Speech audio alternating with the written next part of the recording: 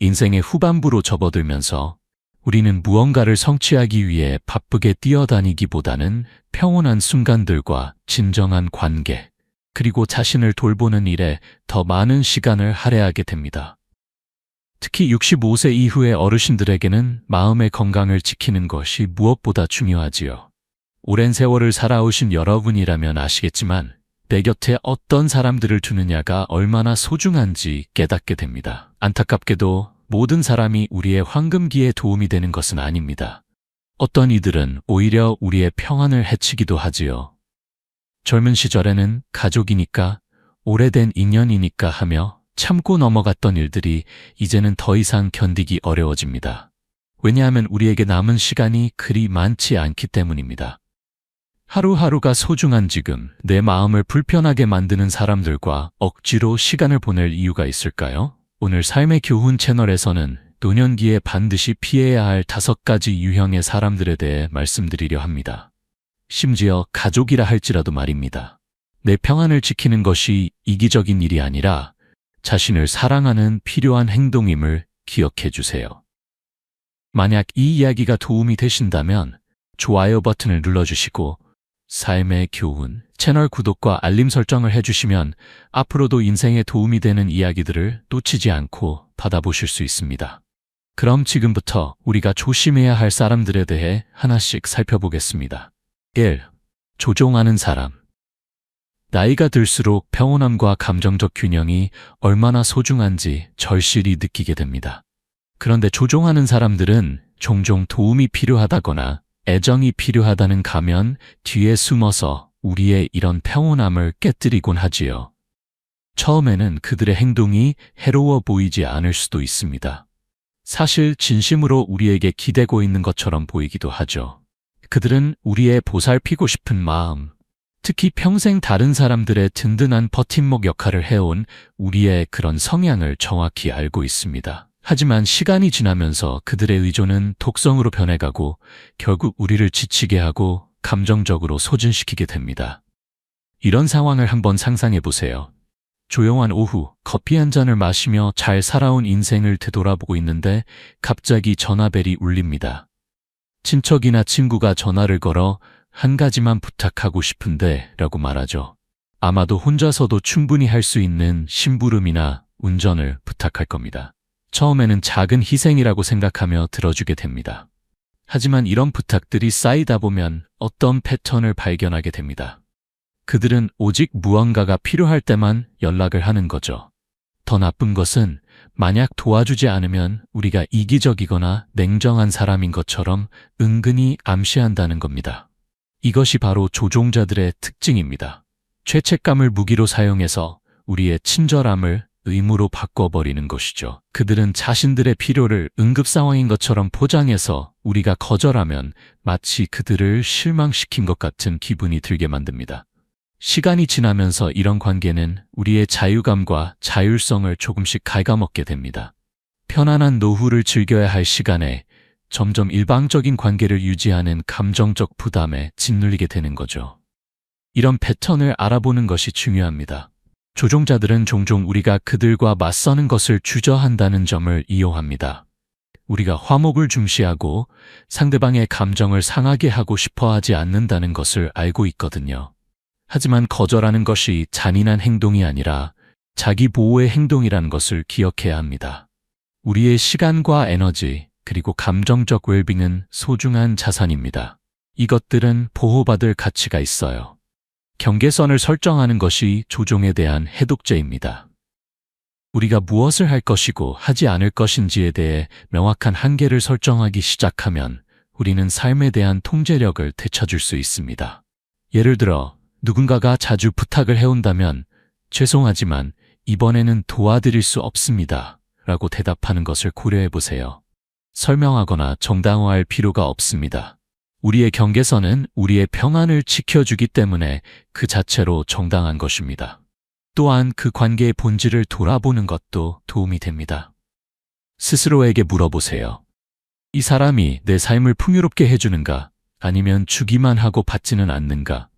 진정한 관계는 의무가 아닌 상호 존중과 보살핌 위에 세워지는 것입니다. 만약 누군가의 존재가 지속적으로 우리를 지치게 하거나 분노하게 만든다면 그들이 우리 삶에서 차지하는 역할을 재평가해 볼 때가 된 것입니다. 인생의 이 단계에서 다른 사람을 실망시킬까봐 두려워하는 마음을 버리시기 바랍니다. 우리의 친절함은 선물이지 착취당할 자원이 아닙니다. 우리를 존중하고 소중히 여기는 사람들로 주변을 둘러싸면 황금기가 진정으로 빛날 수 있는 환경을 만들 수 있습니다. 조종자에게 거절하는 것은 우리 자신의 웰빙에 찬성하는 것이고 그것은 매번 할 가치가 있는 결정입니다. 2. 자기중심적인 사람. 인생의 후반부는 돌아보고 연결하고 의미 있는 관계를 맺는 시간이어야 합니다. 하지만 모든 연결이 영혼에 영향을 주는 것은 아니죠. 어떤 사람들은 자신을 넘어서 볼 수 없는 것 같습니다. 자신의 욕구와 욕망, 성취에만 빠져서 살아가는 이런 자기중심적인 사람들, 흔히 나르시시스트라고 불리는 이들은 모든 관계에서 기쁨과 상호 존중을 빨아들여 버려서 우리를 보이지 않고 평가받지 못하는 기분으로 만들어버립니다. 이런 상황을 한번 상상해 보세요. 가족이나 친구와 앉아서 과거의 이야기, 아직도 얼굴에 미소를 띠게 하는 추억을 나누려고 합니다. 이야기를 시작하자마자 그들이 끼어들어 대화를 자신의 경험 쪽으로 돌려버리는 거죠. 다시 시도해보지만 의미 있는 순간을 나누고 싶어도 또다시 그들이 초점을 자신에게로 돌려버립니다. 시간이 지나면서 어떤 패턴을 발견하게 됩니다. 그들은 모든 대화, 모든 상호작용을 지배해서 교환이어야 할 것을 한 사람의 공연으로 바꿔버리는 거예요. 나르시스트들은 이런 역학관계의 대가들입니다. 그들은 관심과 인정을 갈망하는데 종종 주변 사람들을 희생시키면서 말이죠. 악의적으로 하는 것은 아닐 수도 있고 사실 자신의 행동이 다른 사람들에게 어떤 영향을 미치는지 깨닫지 못할 수도 있습니다. 하지만 결과는 마찬가지입니다. 그들의 존재는 압도적으로 느껴지고 우리의 목소리는 그들의 그림자 속에서 사라져 버리는 것 같습니다. 어르신들에게 이런 종류의 관계는 특히 아플 수 있습니다. 풍부한 경험으로 가득한 인생을 살아오신 분들은 진심으로 듣고 관심을 가져주는 사람들과 자신의 이야기와 지혜, 감정을 나눌 자격이 있습니다. 하지만 나르시시스트는 이런 종류의 연결을 위한 공간을 거의 주지 않습니다. 대신 그들은 자신의 이야기를 우선시해서 우리로 하여금 마치 우리의 존재가 그들의 인생에서 단순한 배경에 불과한 것처럼 느끼게 만듭니다. 이런 행동을 알아보는 것이 감정적 웰빙을 보호하는 첫 번째 단계입니다. 나르시시스트들은 종종 매력과 카리스마를 사용해서 사람들을 끌어들이기 때문에 처음에는 그들의 자기중심적 성향을 간과하기 쉽습니다. 하지만 시간이 지나면서 공감이나 진정한 지원을 제공할 수 없는 그들의 무능력이 분명해집니다. 그들은 우리의 성취를 무시하고 우리의 어려움을 최소화하거나 우리의 필요를 완전히 무시할 수 있습니다. 모든 것을 하면서도 우리가 그들의 것을 축하하고 돌봐주기를 기대하죠. 자기중심적인 사람들과의 관계를 다루는 핵심은 경계선을 설정하는 것입니다. 이것이 반드시 그들을 삶에서 완전히 차단한다는 뜻은 아닙니다. 물론 어떤 경우에는 그것이 필요할 수도 있지만 오히려 그들이 우리의 시간과 에너지를 지배할 수 있는 능력을 제한하는 것입니다. 예를 들어 나르시시스트가 지속적으로 대화를 다른 방향으로 돌려버린다면 부드럽게 다시 돌려보세요. 제가 하던 말을 끝내고 싶습니다. 만약 그들이 우리의 감정을 무시한다면 차분하게 우리의 관점을 주장하세요. 당신이 하는 말은 들었지만 이 순간은 저에게 중요합니다. 또한 그들의 행동이 우리의 가치를 반영하는 것이 아니라는 것을 기억하는 것이 중요합니다. 나르시시스트들은 종종 다른 사람들을 진정으로 볼 수 있는 능력이 부족하지만 그것이 우리가 테이블에 가져오는 가치를 줄이는 것은 아닙니다. 우리를 북돋아주고 축하해주는 사람들, 우리의 생각과 경험에 진심으로 관심을 갖는 친구나 가족, 지역사회 구성원들로 자신을 둘러싸세요.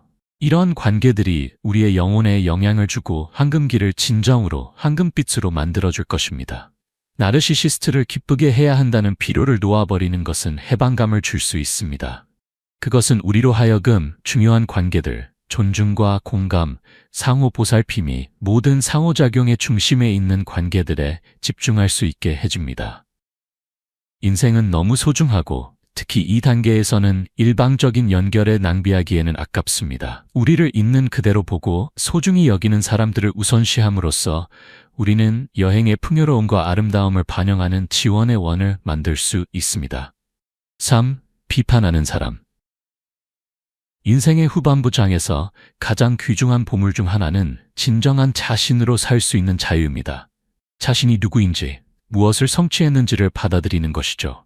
하지만 비판자들, 끊임없이 다른 사람들의 결점을 찾는 사람들은 이런 자유를 빼앗을 수 있습니다. 의심과 부정의 씨앗을 뿌려서 말이죠. 이런 사람들은 다른 사람들의 결점을 지적하는 것으로 번성하는데 종종 도움이 된다는 명목하에 그렇게 하지만 그들의 말은 깊이 상처를 주어 자존감을 침식하고 부적절함의 감정을 만들어낼 수 있습니다. 비판자들은 여러 형태로 나타납니다. 항상 우리의 외모에 대해 언급할 것이 있는 것 같은 친구일 수도 있고, 우리의 결정에 의문을 제기하는 가족 구성원일 수도 있고, 심지어 우리가 더 잘할 수 있었던 것을 지적하는 것을 참지 못하는 이웃일 수도 있습니다. 그들의 비판은 개별적으로는 작게 보일 수 있습니다. 옷 선택에 대한 발언이나 시간을 보내는 방법에 대한 댓글 같은 것들 말이죠. 하지만 시간이 지나면서 이런 것들이 축적되어 지속적인 판단의 환경을 만들어냅니다. 그들의 말이 특히 해로운 이유는 그들이 종종 우리의 실제 결정보다는 자신들의 불안감을 반영하기 때문입니다. 비판자들은 자신의 좌절과 두려움을 다른 사람들에게 투사하는 경향이 있어서 자신의 불완전함과 맞서는 것을 피하는 방법으로 무엇이 잘못되었는지 지적하는 데서 만족을 찾습니다. 하지만 이것을 안다고 해서 항상 상처가 덜해지는 것은 아닙니다. 평생 힘들게 일하고 사랑하고 인내한 후에 누구도 부족하다고 느낄 자격이 없습니다. 다른 사람들의 의견에 의해 정의되지 않는다는 것을 인식하는 것이 중요합니다. 비판자의 목소리는 아무리 끈질기더라도 단지 목소리일 뿐입니다. 그것이 진실일 필요는 없고 확실히 우리가 자신을 보는 방식을 형성할 필요도 없습니다. 결국 우리는 승리와 도전, 기쁨과 상실을 겪으며 살아왔고 그런 경험들이 우리를 지금의 우리로 만들었습니다. 그것은 누구도 줄일 수 없는 것입니다. 비판자들을 다룰 때 가장 힘을 주는 단계 중 하나는 그들의 말을 걸러내는 것입니다. 모든 피드백이 우리의 관심을 가질 가치가 있는 것은 아닙니다. 스스로에게 물어보세요. 이 비판이 건설적인가? 배려와 존중의 장소에서 나오는가? 만약 답이 아니오라면 놓아버리세요. 그들의 부정성은 우리가 짊어질 짐이 아닙니다. 예를 들어 누군가가 지속적으로 우리의 선택을 비판한다면 그것이 은퇴를 보내는 방식이든 즐기는 취미든 차분한 자신감으로 대답할 수 있습니다. 염려해 주셔서 감사하지만 저는 제가 살고 있는 방식이 행복합니다. 이 간단한 말은 우리의 자율성을 재확인하면서 동시에 미묘하게 경계선을 설정합니다. 또 다른 강력한 도구는 대화의 초점을 바꾸는 것입니다. 비판자들은 종종 부정성에서 번성하기 때문에 대화를 긍정적인 것으로 리디렉션하는 것이 그들의 영향을 무력화할 수 있습니다. 예를 들어 가족 구성원이 그들이 실수로 보는 것을 지적한다면 그것도 한 관점이지만 저는 제가 성취한 것이 자랑스럽습니다 라고 반박할 수 있습니다. 논의를 우리의 강점으로 조종함으로써 우리는 그들과 우리 자신에게 우리의 가치를 상기시킵니다. 지지해주는 사람들로 자신을 둘러싸는 것도 똑같이 중요합니다. 우리의 성취를 축하하고 우리의 정신을 북돋아주는 관계를 찾으세요. 우리의 가치를 상기시키고 비판의 목소리를 익사시키는 데 도움이 될 이런 연결들입니다. 우리의 취미를 공유하는 친구든, 지역 커뮤니티 센터의 그룹이든, 심지어 신뢰할 수 있는 친구든, 이런 긍정적인 영향들은 구름을 뚫고 나오는 햇빛과 같습니다. 모든 것을 더 밝게 만들어주죠. 비판자들은 우리가 그들에게 권력을 주지 않는 한 우리에 대한 권력이 없다는 것을 기억하세요. 그들의 의견은 단지 의견일 뿐입니다. 그것들이 우리의 가치나 성취, 행복을 정의하지 않습니다. 우리는 그들의 판단에 무게 없이 살 권리를 얻었고 우리가 구축한 삶을 자부심과 기쁨으로 받아들일 권리를 얻었습니다.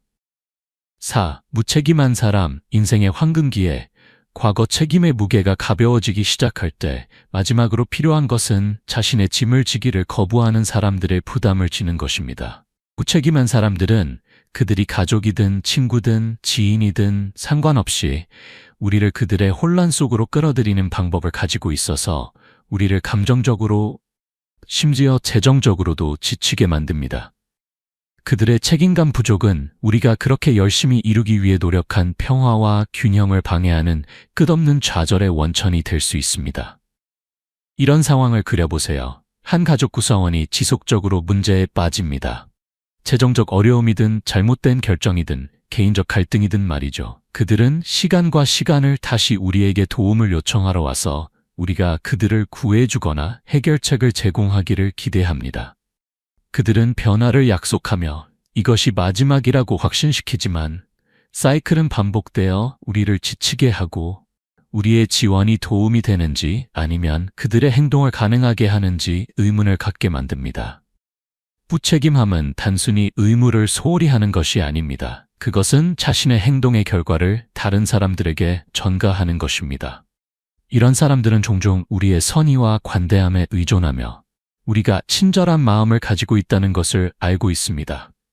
그들은 특히 과거에 우리가 돌본 젊은 친척들이나 사람들이라면 우리의 의무감에 호소할 수 있습니다. 하지만 시간이 지나면서 그들의 의존은 착취처럼 느껴질 수 있어서 우리 자신의 것이 아닌 짐을 지고 가게 만듭니다. 연민과 친절이 미덕이지만 자존감과 분별력과 균형을 이루어야 한다는 것을 이해하는 것이 중요합니다. 자신의 행동에 대한 책임을 지기를 거부하는 사람을 돕는 것은 우리의 에너지를 고갈시킬 뿐만 아니라 그들이 배우고 성장하는 것도 방해합니다. 책임감은 사람이 자신의 선택의 결과에 직면할 수 있을 때만 개발될 수 있는 기술입니다. 지속적으로 그들을 구조하러 나서는 것으로 우리는 그들에게서 성숙하고 자신의 삶을 책임질 기회를 빼앗게 됩니다. 무책임한 사람들과 경계선을 설정하는 것은 잔인한 행동이 아닙니다. 그것은 우리 자신과 그들 모두에 대한 사랑의 행동입니다. 우리의 한계를 인식하고 우리 것이 아닌 문제를 해결할 의무가 없다는 것을 이해하는 것부터 시작하세요. 예를 들어 누군가가 지속적으로 재정적 도움을 요청한다면 죄송하지만 이것을 도와드릴 상황이 아닙니다. 아마 다른 옵션을 탐색해 보실 수 있을 것 같습니다. 라고 말하는 것을 고려해 보세요. 이 대답은 우리의 자원을 보호할 뿐만 아니라 그들이 자신의 상황에 대한 소유권을 갖도록 격려합니다. 거절에 대해 죄책감을 느끼려는 충동에 저항하는 것도 똑같이 중요합니다. 무책임한 사람들은 종종 죄책감을 전술로 사용해서 우리의 도움 거절이 우리가 신경 쓰지 않는다는 것을 의미한다고 암시합니다. 하지만 진실은 우리의 보살핌이 다른 더 건강한 방식으로 나타날 수 있다는 것입니다. 조언을 제공하고 정서적 지원을 제공하거나 그들의 부담을 떠맡지 않고 단순히 존재하는 것 말이죠. 우리의 역할은 그들의 삶을 고치는 것이 아니라 그들이 자신만의 해결책을 찾도록 안내하는 것입니다. 이런 관계들을 탐색할 때 자신의 웰빙을 우선시하는 것을 기억하세요. 우리의 황금기는 기쁨과 탐험, 자기 돌봄의 시간이지 다른 사람들의 선택에 무게를 지는 시간이 아닙니다. 우리의 경계선을 존중하고 우리가 제공할 수 있는 지원에 감사하는 사람들로 자신을 둘러싸세요. 건강한 관계는 일방적인 의존이 아닌 상호 존중과 이해 위에 구축됩니다. 우리가 살아온 삶과 배운 교훈들을 되돌아보세요. 우리는 도전에 직면하고 희생을 하고 장애물을 극복해서 이 단계에 도달했습니다. 다른 사람들의 무책임이 우리가 얻은 평화를 가리게 하지 마세요. 명확한 한계를 설정하고 우리 자신의 필요에 집중함으로써 우리와 주변 사람들 모두가 번영할 수 있는 공간을 만듭니다. 다른 사람들을 구조해야 한다는 필요를 놓아버리는 것은 이기적인 것이 아닙니다. 그것은 우리의 가치와 시간의 가치에 대한 인식입니다. 이 진실을 받아들이세요. 우리는 모든 것을 고칠 책임이 없습니다. 한 걸음 물러서는 것으로 우리는 무책임한 사람들이 나서도록 허용하고 그렇게 함으로써 우리의 평화와 에너지, 기쁨을 되찾습니다. 5. 감사할 줄 모르는 사람. 나이가 들수록 삶의 가장 큰 기쁨 중 하나는 주는 것입니다. 우리의 시간이든 지혜든 아니면 단순히 수십 년에 걸쳐 기른 사랑이든 말이죠. 우리의 노력과 희생이 누군가의 삶을 조금이라도 더 나아지게 만들었다는 것을 아는 깊은 만족감이 있습니다. 하지만 배은망덕의 차가운 침묵만큼 쏘는 것은 없습니다. 우리의 친절이 알아채지 못하거나 더 나쁘게는 비판을 받을 때 그것은 우리를 평가절하되고 낙담하게 하고 심지어 자신의 가치를 의심하게 만들 수 있습니다. 감사할 줄 모르는 사람들은 주는 기쁨을 줄이는 방법을 가지고 있습니다. 가족을 위해 명절 식사를 준비하는데 몇 시간을 보내는 것을 상상해 보세요. 모든 요리에 사랑을 쏟아 넣었는데 누군가가 음식에 대해 불평하거나 예전 같지 않다고 말하는 것을 듣는 것입니다. 또는 친구를 돕기 위해 길을 벗어나서 그들의 필요를 수용하기 위해 하루를 재배치했는데 마치 우리의 노력이 단순히 기대되는 것이었고 감사받을 것이 아닌 것처럼 무관심으로 맞이하는 것 말이죠. 배은망덕이 그렇게 아픈 이유는 단순히 인정의 부족 때문이 아닙니다. 그것이 보내는 메시지 때문입니다. 그것은 우리의 시간과 에너지, 배려가 가치 있게 여겨지지 않는다고 말합니다. 시간이 지나면서 이런 감사의 부족은 우리의 마음에 무겁게 눌릴 수 있어서 연결의 즐거운 순간이어야 할 것을 당연하게 여겨지는 아픈 상기물로 바꿔버립니다. 하지만 여기 중요한 진실이 있습니다. 다른 사람들의 배은망덕은 우리의 가치를 반영하는 것이 아닙니다. 우리의 노력을 인식할 수 없는 그들의 무능력은 우리가 제공하는 것의 가치가 아니라 그들 자신의 단점을 말해줍니다. 우리는 세상에 가져오는 사랑과 관대함을 보고 소중히 여기는 사람들로 둘러싸일 자격이 있습니다. 감사할 줄 모르는 사람들을 다루는 것은 자기 인식과 용기 모두를 필요로 합니다. 그것은 우리 자신의 감정을 인정하는 것부터 시작되어 그것들을 무시하지 않고 상처와 좌절을 인식하도록 허용하는 것입니다. 누군가가 우리를 감사하지 않을 때 실망하는 것은 괜찮습니다. 그런 감정들은 유효합니다. 하지만 더욱 중요한 것은 어떻게 반응하기로 선택하느냐입니다. 한 가지 강력한 단계는 배은망덕이 반복되는 주제인 관계들을 재평가하는 것입니다. 스스로에게 물어보세요. 이 사람이 내 삶의 가치를 더하는가? 그들이 나와 내가 그들을 위해 하는 일들을 존중하는가? 만약 답이 아니오라면 경계선을 설정할 때가 될 수 있습니다. 그것이 반드시 그들을 삶에서 차단한다는 의미는 아니지만 우리가 기꺼이 줄 시간과 에너지의 양을 제한한다는 의미입니다. 예를 들어 가족 구성원이 지속적으로 우리의 노력을 감사하지 않는다면 축소를 고려해 보세요. 그들의 필요를 수용하기 위해 길을 벗어나는 대신 우리에게 기쁨과 성취감을 가져다주는 것들에 집중하세요. 만약 그들이 우리 행동의 변화에 대해 의문을 제기한다면 차분하게 설명할 수 있습니다. 저는 저를 행복하게 만드는 일들에 집중해야 한다는 것을 깨달았습니다. 이해해 주시기를 바랍니다. 이것은 그들을 벌주는 것이 아니라 우리 자신을 보호하는 것입니다. 또 다른 필수적인 실천은 우리를 진정으로 소중히 여기는 사람들에게 우리의 에너지를 리디렉션하는 것입니다. 감사와 따뜻함으로 우리의 친절에 보답하는 친구나 이웃, 지역사회 구성원들과 시간을 보내세요. 이런 사람들이 우리의 정신을 북돋아주고 주는 것의 아름다움을 상기시켜 줄 것입니다.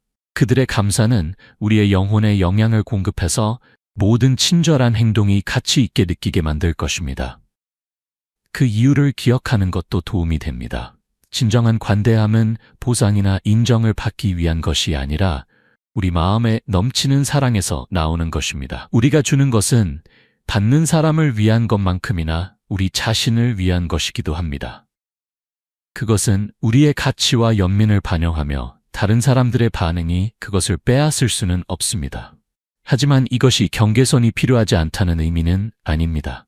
감사할 줄 모르는 사람들에게 계속 주는 것은 우리를 지치게 하고 분개하게 만들 수 있어서 궁극적으로 우리의 관대함의 정신을 훼손할 수 있습니다. 우리의 친절을 보호하는 것이야말로 그것이 계속해서 진정하고 지속 가능할 수 있도록 하는 방법입니다. 때로는 사람들이 우리의 노력을 당연하게 여기는 이유가 우리가 너무 기꺼이 주었기 때문이라는 것을 인식하는 것도 가치가 있습니다. 만약 우리가 항상 사용 가능하고 항상 기꺼이 도와주고 결코 아니요라고 말하지 않는다면 사람들은 우리의 관대함을 권리로 보기 시작할 수 있습니다. 때때로 한 걸음 물러서는 것이 사람들로 하여금 우리가 제공하는 가치를 다시 인식하게 도울 수 있습니다. 이것을 이해하는 또 다른 방법은 우리 자신을 희귀하고 소중한 자원으로 보는 것입니다. 우리의 시간, 에너지, 사랑은 유한하고 귀중합니다. 그것들을 감사하지 않는 사람들에게 자유롭게 나누어 주는 것은 마치 진주를 돼지 앞에 던지는 것과 같습니다. 대신 그것들을, 그 가치를 인식하고 소중히 여기는 사람들을 위해 보존하세요. 감사할 줄 모르는 사람들로부터 자신을 보호하는 것은 이기적인 행동이 아닙니다. 그것은 지혜로운 행동입니다. 그것은 우리로 하여금 우리의 에너지를 상호적이고 존중하는 관계에 집중할 수 있게 해주어 우리의 황금기가 진정으로 황금빛으로 빛날 수 있게 만듭니다. 우리는 우리의 친절이 인정받고 축하받는 사람들로 둘러싸일 자격이 있으며 그런 환경에서 우리의 관대함의 정신은 계속해서 번영할 것입니다. 결론, 인생의 이 소중한 단계에서 우리는 누구와 시간을 보낼지 선택할 수 있는 권력과 지혜를 가지고 있습니다. 우리는 더 이상 모든 사람을 기쁘게 하거나 불편한 관계를 참아야 할 의무가 없습니다. 도종하는 사람들, 자기중심적인 사람들, 비판하는 사람들, 무책임한 사람들, 그리고 감사할 줄 모르는 사람들은 모두 우리의 평화와 행복을 방해할 수 있는 잠재력을 가지고 있습니다. 하지만 이런 사람들을 인식하고 적절한 경계선을 설정함으로써 우리는 우리의 웰빙을 보호하고 진정으로 우리를 소중히 여기는 사람들을 위한 공간을 만들 수 있습니다. 우리의 황금기는 독성 있는 관계에 무게를 지는 시간이 아니라 우리가 구축한 삶을 축하하고 의미 있는 연결을 맺고 우리가 그토록 열심히 얻은 평화를 즐기는 시간입니다. 인생은 너무 짧고 소중해서 우리를 지치게 하는 사람들에게 낭비하기에는 아깝습니다. 우리의 가치를 인식하고 우리의 경계선을 존중하고 우리의 여행의 기쁨과 지지를 가져다주는 사람들로 자신을 둘러싸세요. 그렇게 함으로써 우리는 인생의 이 장이 진정으로 황금빛으로 빛나도록 보장할 수 있습니다.